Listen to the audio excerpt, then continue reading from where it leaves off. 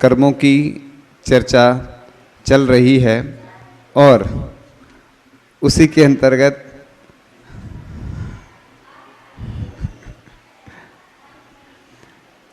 अपन एक और चर्चा करते हैं उसी बीच कि हम भारतीय क्यों अपने स्वास्थ्य को लेकर सावधान नहीं होते हैं। दुनिया के अन्य देशों के लोग एवं संसार के बहुत देशों की सरकारें अपने नागरिकों की जिंदगी को लेकर, उनके स्वास्थ्य को लेकर इतने लापरवाह नहीं है जितने कि भारत देश के लोग हैं।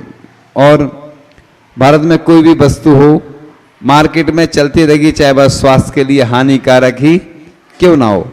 आप विदेशों में जाकर देखोगे तो वहाँ हर एक चीज के लिए सरकार जिम्मेदार होती है। वहाँ यदि किसी दवाई, भोजन अथवा किसी भी पदार्थ का गलत प्रभाव है तो वह मार्केट में उपलब्ध नहीं होती। इधर लेकिन सब कुछ चलता रहता है और वह मार्केट में उपलब्ध नहीं होती। लेकिन भारत में कितना भी कुछ हो जाए, लेकिन 2-4 दिन बाद पहले जैसा हो जाता है। ना यहाँ के नेताओं को कोई मतलब और ना व्यापारियों को कोई मतलब। आप विचार करें, आपका जीवन आपके हाथ में है, आप अपने जीवन को बर्बाद करते चले जा रहे हैं, तो आपसे बढ़कर आपका दुश्मन कोई और नहीं हो सकता, यानी हम अपने दुश्मन खुद हैं। जो व्यक्ति अपनी आत्महत्या स्वयं कर रहा है उसको दूसरे दुश्मन की क्या आवश्यकता है। और तंबाकू आदि खाते हैं, उस पर लिखा हुआ है कि यह जानलेवा है, लिखा रहता ना उस पर। आपने देखा है? नहीं देखा है, हमने भी देखा है, लिखा रहता है, उसमें निशान भी बना रहता है। और फिर भी आदमी उसे अपने मुंह में डाल लेता है। कहते हैं ना, भगवान को तो अगरबत्ती लगाता है आदमी, और इधर क्या लगाता है?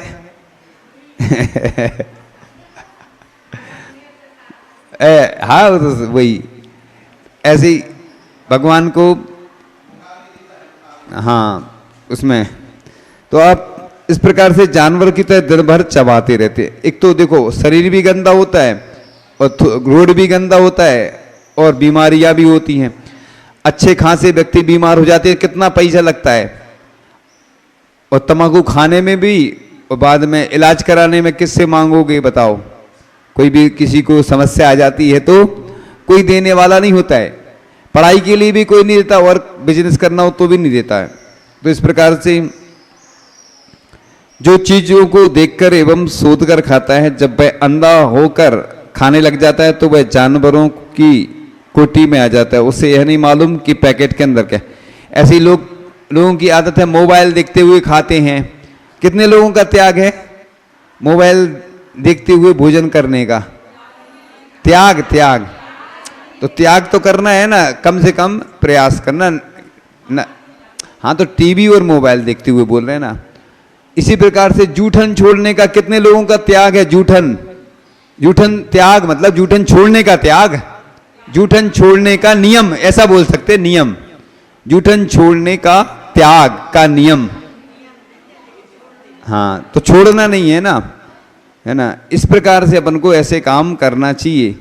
इसी प्रकार से सुनो, जैसे अपन बर्तन बुलाते हैं ना, अपने यहाँ कोई कार्यक्रम होता है तो मंदिर में ऐसी व्यवस्था होना चाहिए। पूरे भारत में जितने जहाँ मंदिर हैं, संस्थाएं हैं, ऐसी व्यवस्था होनी चाहिए। और सब चीजें लो, उसमें दिक्कत नहीं, लेकिन बर्तन तो मंदिर के ही लेना है ना। क्योंकि टेंट वाले जो रहते हैं ना, उनके बर्तन पूरे देश भर में सब जगह जाते हैं। आपको सब डिटेल्स मालूम है ना, सब जगह माने समझ गए आप, है ना। वो तो आप समझते ही हैं कि हम डिटेल्स नहीं बताते हैं, सब बता देते, ठीक है ना। तो इस प्रकार से अपन को एक तो भोजन जूठन छोड़ना नहीं है ना। क्यों नहीं छोड़ना? क्योंकि नुकसान होता है। आप सोचो, वो जब भोजन पकता है, बनता है, पहले गेहूं आते ना, खेत से आते हैं, उगाने में कितना टाइम लगता, कितना पैसा खर्च होता, मालूम है कि नहीं? सब हिसाब लगा लेना आप। हमारे पास नहीं है हिसाब अभी, नहीं तो हम बता देते। पूरा हिसाब लगा लेना आप, ठीक है। इसलिए 1-2 दिन पहले बताया था ना कि जैसे मुनिराज को भी कोई आहार देते हैं तो गिर जाता तो महाराज अंतराय कर देते। क्यों कर देते? क्योंकि उतना नुकसान हो जाता, उस जीव का भी घात हो सकता है कोई नीचे, और उतनी वस्तु का भी नुकसान हो जाता, आपने कोई चीज गिरा दी। इसलिए क्या करते हैं मुनिराज, बोलते ना आपसे कि भैया रख दो ये चीज, सबसे अच्छा एक टेबल रखना चाहिए, है ना। टेबल रखने से ये फायदा होता है कि एक व्यक्ति पकड़ने के लिए चाहिए पड़ता तो वो नहीं लगता, दूसरा अच्छे से व्यवस्थित रखा रहता है। क्योंकि लोग हिलते रहते हैं, डुलते रहते हैं, इधर से उधर हाथ लगा देते हैं तो गिर जाता। कई जगह ऐसे अंतराय हुए हैं, इंदौर वगैरह में थे जब, ऐसे कई अंतराय हुए, लोग भीड़ आई, उन्हें हाथ लगा दिया, वो चल रही थी वस्तु से गिर गई तो अंतराय हो गया। तो ये घाटा भी होता है। एक बालों के लिए भी बहुत अच्छा उपाय बताया था ना, वो सिर में क्या लगाना, नहीं वो एक इलास्टिक आती है ना, वो बहुत पुराना है हमारा फार्मूला, और दबा लेना चाहिए। इससे क्या वो बाल नहीं गिरते ना, तो अंतराय कम आते हैं। बाल जो बड़े बड़े रहते हैं ना, तो वो कई बार तो आहार में भी डूब जाते हैं, वो बाल जो चला रहे ना वस्तु उसमें भी डूब जाते हैं। तो बात चल रही थी कि पहले का आदमी तंबाकू खाता था लकड़ी वाली, उसे हाथ से मलता और देखता था। आज आदमी बिना देखे पैकेट को सीधा मुंह से तोड़ता है। एक व्यक्ति ने कहा मेरा गुटखे का त्याग है, वो पान वाले के पास, गुटखे वाले के पास गया, बोला तुम ये पैकेट खोल के हमारे मुंह में डाल दो, हमारा पैकेट का त्याग है ना, पाउच का। ऐसे लोग करते ना, रात्रि भोजन का हमारा त्याग है, बाहर की छूट है तो ढाबा पे जाके खाते हैं लोग, या बाहर चले जाते, जैसे शहर से बाहर थोड़े छूट लेके रखते ना लोग। तो ऐसे नियम नहीं लेना चाहिए, अपन को ये दोष लगते हैं। इसलिए और इस प्रकार से जो प्रवृत्ति बढ़ रही है वह उसको गलत रास्ते की ओर ले जा रही है। पहले आदमी एक दो बार खाना खाता था और जूठा मुंह लेकर घर से बाहर नहीं निकलता था। आदमी को मालूम है कि तंबाकू जानलेवा है, फिर भी वह उसे खाएगा। अभी इस प्रकार से जो बात चल रही थी ना, हाँ, ये विषय दूसरा चल रहा था लेकिन आ गया। अभी जिनको सुनाना है वो नहीं है ना, इसलिए आप इधर खाने वाले कम है ना, अब वो विषय थोड़ा सा आगे बढ़ा देते हैं ना, ठीक है। अब पहले अब बिना कारण के रोग नहीं होता, तो कभी कभी बिना कारण भी किसी को रोग हो जाता है और हमें समझ नहीं आता कि किस कारण से ऐसा हो। कभी कभी कोई कहता है कि कुछ लोग तंबाकू नहीं खाते फिर भी उन्हें कैंसर हो जाता है, और हम 10-20 साल से खा रहे हैं हमें कुछ नहीं हो रहा है, ऐसा तर्क देते ना लोग। ऐसा कुछ नियम नहीं है। कई लोग बोलते हैं हमारा बुखार हलवा खाने से ठीक हो जाता है, तो तुम्हारा हो जाता, सबका थोड़ी होगा। अब जैसे किसी को सर्दी खांसी बुखार आदि आता, कहते नींबू ले लो, नींबू से अच्छा होता है। नींबू नुकसान करता है। तो नींबू क्या होता है ना, नींबू गर्म पानी में लेने से फायदा करता है। अब लौकी है, आचार्य ऋषि जब भी किसी को कुछ होता था तो लौकी के बारे में बताते थे। लौकी बहुत आचार्य ऋषि को इतना श्रद्धान था, पूज्य आचार्य ऋषि ज्ञान सागर महाराज जी भी लौकी लिया करते थे, और आचार्य ऋषि लेते नहीं थे लेकिन बताते सबको थे।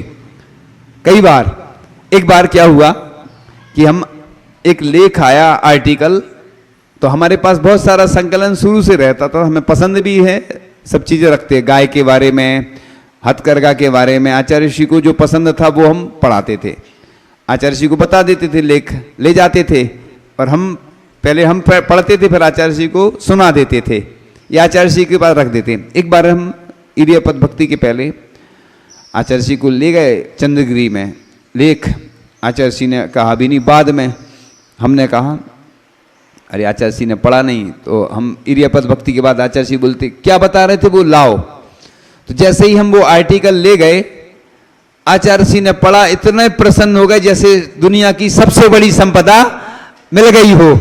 वो किस बारे में था, अभी भी रखा है हमारे पास, आज ही हमें मिल गया, आपको भी पढ़ने को मिल जाएगा, अच्छी चीज है। लौकी के बारे में था। तो हमें मालूम था कि आचार्य ऋषि को क्या पसंद है, तो आचार्य ऋषि को जो पसंद आते थे ना वही चीज ले जाओ तो आचार्य ऋषि बहुत खुश हो जाते थे। जैसे आचार्य ऋषि बोलते ना कि युवाओं को या पुरुष वर्ग को भोजन बनाना आना चाहिए। कुंडलपुर में आचार्य ऋषि से शाम को चर्चा चल रही थी, हाँ हमने कहा तो ये भी एक तरीका है मंजिलों को पाने का, तुम भी हुनर सीख लो हाँ में हाँ मिलाने का।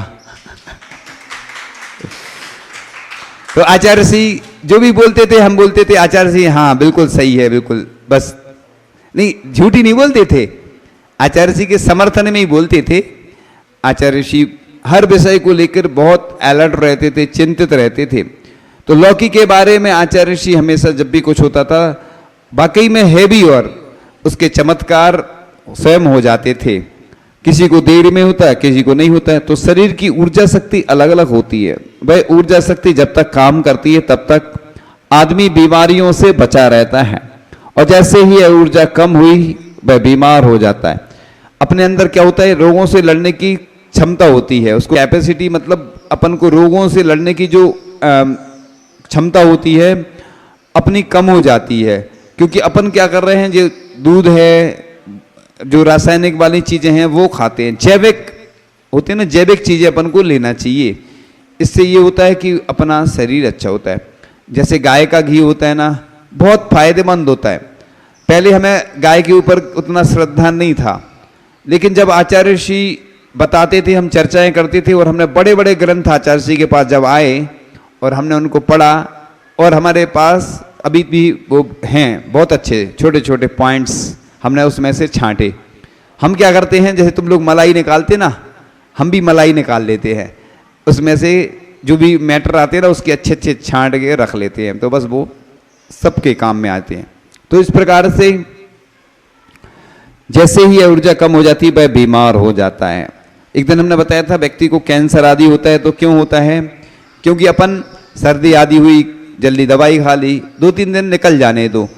ये जो आज कैंसर आदि बीमारियां हो रही हैं, ये हम अपने विचार बता रहे हैं, इसमें हमने कोई, हम डॉक्टर नहीं है, ना वैज्ञानिक है, ना साइंटिस्ट, ना, ये तो अपने विचार हैं। क्योंकि ये तो हमारा विचार स्वयं का है कि अनुभव किया हुआ कि ऐसा हो सकता है कि जो अपन गंदगी इकट्ठी होती जाती ना, उस गंदगी के कारण क्या होता है, वो गंदगी इकट्ठी होने से फिर वो बड़ी बीमारी हो जाती है। इसलिए अपन को ऐसा करना चाहिए। इस प्रकार से विषय तो बहुत सारा है, लेकिन वो थोड़ा सा और पढ़ लेते हैं।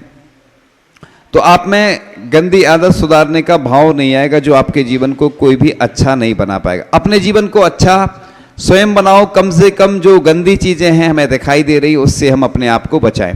अब जैसे पानी की टिकिया होती है, कोई बुरा नहीं माने, जो खाने वाले और खिलाने वाले जिनका बिजनेस है उनके लिए नहीं बोल रहा हूं मैं, लेकिन बता रहा हूं हकीकत। एक बार एक व्यक्ति की बहुत चलती थी दुकान, अब जाने वो कहां से पकड़ में आ गया, क्योंकि आदमी कोई भी गलत काम करता है कभी ना कभी पकड़ा ही जाता है वो। अब वो हुआ यूं, किसी ने देख लिया उसको, वो यूरिन डालता था पानी में, फुल्की क्या बोलते, फुल्की बोलते ना, पानी की टिकिया, उसमें यूरिन पकड़ा गया। अब इसी प्रकार से जो नमकीन आदि बनती है, चाट बनती है, आप बनते देख लोगे तो खाओगे नहीं बाजार की। मैं मतलब बाजार की वस्तु का खाने का इसलिए निषेध कर रहा हूं, घर की बनाओ, घर की खाओ और खिलाओ, कोई मना नहीं है। शुद्ध खाने के लिए मना नहीं है, शुद्ध खिलाने के लिए मना नहीं है, लेकिन जिन चीजों में निरमा वाशिंग पाउडर डलता हो, नमकीन में खुद देखा है किसी व्यक्ति ने जाके, और एक बार उसने बताया एक व्यक्ति ने कि नमकीन की फैक्ट्री में गए तो जो पानी था वही नमकीन में डाल रहा था, वही वहां जाते ना, समझ गए आप लोग समझते हैं हम बोलने में, हाँ, तो दोनों जगह वो पानी डलता है। इसी प्रकार से अपन को ध्यान रखना, क्या खाना, कब खाना, कैसे खाना, इसलिए बताया जाता, तो मना तो है ही नहीं। आचार्य ऋषि ने इसीलिए मटन टेलो नाम का पदार्थ डलता है आपके वस्त्रों में, इसलिए आचार्य ऋषि ने कहा कि हथकरघा का उपयोग करो, उससे कैदियों की जिंदगी सुधरी। कितने साले बेरोजगार लोगों को रोजगार मिला, उसके साथ साथ आचार्य ऋषि देखो ऊपर चले गए, लेकिन हमें दुनिया की सबसे अच्छी गिफ्ट दे गए। वो गिफ्ट हमेशा अपन को याद रहेगी कि आचार्य भगवान आज हमारे बीच में नहीं है, लेकिन उनकी स्मृतियां हमारे हृदय में आज भी विराजमान है, भले ही वह इस दुनिया में नहीं है। क्योंकि आप सिर्फ ताली बजाने से कुछ नहीं होने वाला है। आचार्य ऋषि भले ही नहीं रहे, लेकिन हम जैसे उनके शिष्य उनकी जो कमी है उसको पूरा करने का प्रयास करेंगे। इसलिए अपन को जितने भी मंदिर हैं पूरे देश और दुनिया में, ऐसे लोग तैयार हों। कम से कम महिलाएं तो ये काम कर सकती हैं कि प्रक्षाल नहीं कर सकती, लेकिन प्रक्षाल करने की जो व्यवस्था है, क्या कपड़ा जो लगता है ना, हम देखते हैं कितने लोगों को बताया, मना किया, लेकिन वो पुरुष वर्ग तो नहीं सुधरने वाला। हमें तो महिलाओं पे पूरा भरोसा है कि महिलाएं वो काम कर सकती हैं जो दुनिया में कोई नहीं कर सकता है। तो महिलाएं छोटा छोटा है ना, एक एक पीस भी देंगी तो काम हो जाएगा। एक एक पीस जितना रूमाल रहता है ना उतने में काम हो जाता है लगभग। प्रक्षाल करने का जो वस्त्र है वो हथकरघा का, और जो छन्ना रहता है ना जल छानने का वो हथकरघा का कम से कम तो करें। और जहां जहां भी अब 10 लक्षण में आयोजन हो रहे हैं तो जो भी आचार्य श्री के आशीर्वाद से जो प्रकल्प तैयार हुए, जो हमने देखे, वो क्या बर्तन आते हैं ना उसके मिट्टी के, हाँ इसके पहले हमने उसके बारे में थोड़ा सा देखा था, सुना था, लेकिन आज साक्षात देखे।